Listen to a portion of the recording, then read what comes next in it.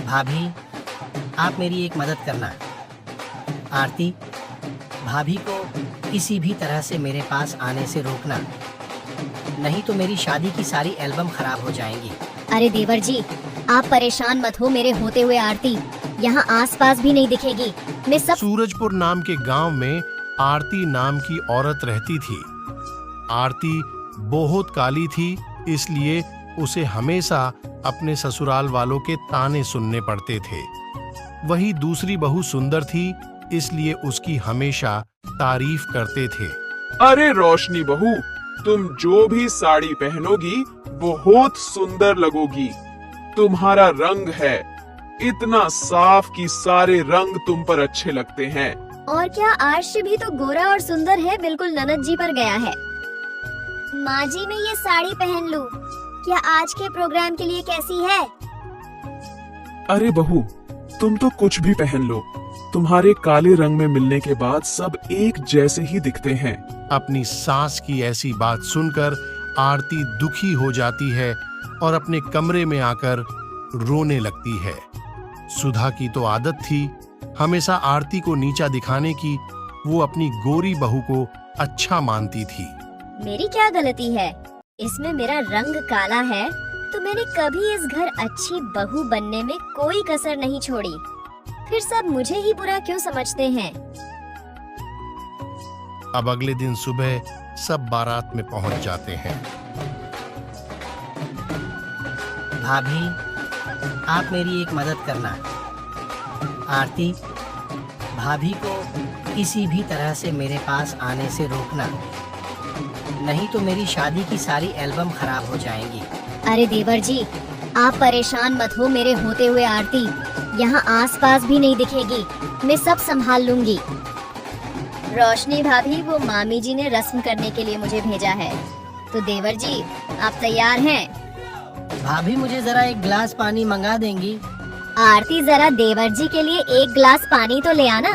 रोशनी आरती को पानी लेने के लिए भेजकर कर बारात के बीच में रहकर सारी रस्म पूरी कर लेती है और बारातियों के साथ फोटो खिंचवा लेती है। इतने में आरती भी आ जाती है और रोशनी को ये करते देखकर उसकी आंखों में आंसू आ जाते हैं। अरे सुनिए, ये पानी देवर जी को दे दीजिएगा। मेरे पैर में दर्द है तो बारात के साथ चल नहीं पाऊंगी। मैं गाड़ी में बैठ जाती हूँ। अब आरती गाड़ी में अपने आंसुओं छिपाए बैठ जाती है। अब तो रोज आरती को इन सब बातों की आदत पड़ गई थी। अब अगले दिन सुबह, माँ जी, मैं जरा बाजार जाकर आती हूँ। जैसे तैसे अब मैं घर से बाहर निकल तो आई हूँ, पर अब वापस उस घर में जाकर उनके ताने सुनने की हिम्मत मेरे में नहीं बची है। ये क्या है? काले रंग से मुक्ति पाओ, गोरे होकर यहाँ से जाओ। ऐसा कैसे हो सकता है? ये तो कोई दर्पण की दुकान लगती है। चारों तरफ दर्पण ही है। एक बार जाकर देखती हूँ। माया की पोटली में सब मिलेगा। क्या आपने जो बाहर लिखा वो सच है? हाँ, सब सच है। काली से गौरी कर दूंगी। तेरी काया नाम है मेरा माया। तुम्हें काला रंग पसंद नहीं क्या? नहीं, मुझे तो अपने रंग से बहुत प्यार है, पर मेरी सास और भाभी को मेरा काला रंग पसंद नहीं है। मैं उनके तानों से परेशान हो गई हूँ। मुझे भी अब गौरा होना है। ठीक है, मैं तुम्हें गौरा कर देती हूँ, पर एक बात याद रखना, इस दर्पण का जादू हर अमावस्या की रात को खत्म हो जाएगा। उस रात अगर तुम्हें किसी ने तुम्हारे काले रूप में देख लिया तो फिर तुम पर ये जादू काम नहीं करेगा। उस रात किसी के सामने मत आना। अब माया अपनी छड़ी से आरती को दर्पण में भेज देती है। थोड़ी देर बाद आरती उस दर्पण से गोरी होकर आ जाती है। ये मैं हूँ। मुझे तो यकीन ही नहीं हो रहा मैं इतनी सुंदर दिखूंगी। अब तो मेरा मुकाबला कोई नहीं कर सकता। आपका बहुत बहुत शुक्रिया माया जी। मैं आपका ये एहसान जिंदगी भर नहीं भूलूंगी। आरती गौरा रंग पाकर बहुत खुश हो रही थी। आरती को देखकर मोहल्ले वाले हैरान थे। अरे ये तो सुधा की बहू आरती है ना। ये तो तवे जैसी काली थी, इतनी गौरी कैसे हो गई? एक रात में ही कैसा उपटन लगा लिया जो काली से गौरी हो गई। मोहल्ले की औरतें आपस में बात कर रही थीं कि आरती उनके पास आती है। नमस्ते काकी जी, मुझे पहचाना मैं आरती। इतने हैरान क्यों हो? आरती अब घर आ जाती है।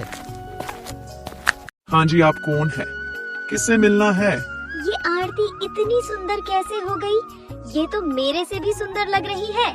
अरे माँ जी, मैं हूँ आपकी बहू आरती। आपने मुझे पहचाना नहीं? आरती, तुम इतनी सुंदर कैसे हो गई? तू बाजार गई थी या किसी दूसरे लोग जो गोरी होकर आई है? जरा हमें भी बता दो अपनी सुंदरता का राज। आपको आम खाने से मतलब है घुटलियां गिनने से। मैं पहले काली थी तब भी आपको परेशानी थी, और अब गौरी हो गई तब भी। चलो अब मैं बहुत थक गई हूँ। भाभी, पुलाव बनाओ तो उसमें मटर ज्यादा डाल देना। आप आलसी हो गई हो बहुत। और माँ जी, जरा मेरी साड़ी प्रेस कर देना। ये कोमल बहू ही है ना? ये इतना बदल कैसे गई? और ये बाहर इतनी भीड़ क्यों लगी है? आप सब यहाँ क्या कर रही हो? हमने सुना आपकी बहू काली से गोरी हो गई, तो हम उसे देखने आए। यहाँ कोई तमाशा नहीं लगा है। वो कोई हूर की परी नहीं बनाई जो आप सब उसे देखने आए हो। घर जाओ सब अपने।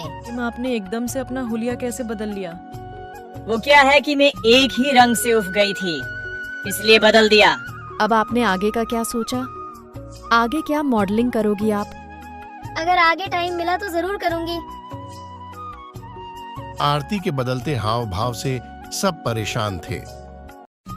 रवि जी, अगले हफ्ते शर्मा जी के बेटे की शादी है, तो हमें स्पेशल गेस्ट बुलाया है। आप चल रहे हो ना? अच्छा, तो ये महारानी शादी में जा रही है और मैं यहाँ नौकरों की तरह काम करूँ। अब मैं कोई बहाना बनाकर 1 महीने अपने मायके चली जाती हूँ। अब रोशनी अगले दिन अपने पति के साथ मायके चली जाती है और रवि को भी कुछ काम की वजह से शहर से बाहर जाना था। आरती में कुछ दिन शहर जा रहा हूँ और भाई भाभी भी घर पर नहीं है। माँ का ख्याल रखना। आज अच्छा है, रवि जी भी घर पर नहीं है और भैया भाभी भी नहीं है, और आज अमावस्या की रात है तो मुझे कोई नहीं देख पाएगा। अब मैं आराम से सो जाती हूँ। अब सवेरे तक मेरा रंग वापस आ जाएगा। मैं फिर से गोरे रंग की हो जाऊंगी। इतने में आरती के सास की चिल्लाने की आवाज आती है। माँ जी, आपको क्या हो गया? हे भगवान, आरती बहू, सीने में दर्द हो रहा है। लगता है माँ जी की तबीयत बिगड़ रही है। मुझे जल्दी से इन्हें हॉस्पिटल ले जाना होगा। आरती अपनी सास को जल्दी से हॉस्पिटल ले जाती है। थोड़ी देर बाद सुधा को होश आ जाता है। आरती अपनी सास की जान बचाने के चक्कर में ये भी भूल जाती है कि उसकी सास ने उसको काले रूप में देख लिया है। आरती रोने लग जाती है और अपनी सास को सारी बात बताती है। अरे बहू, मुझे माफ कर दो। तेरा मन तो बहुत साफ है और हम हमेशा तेरे काले रंग को ही कोसते रहे। हमने ही तुम्हारे साथ बहुत गलत किया है। आज से तुम दोनों बहू मेरे लिए बराबर हो, मेरी प्यारी बेटी की तरह।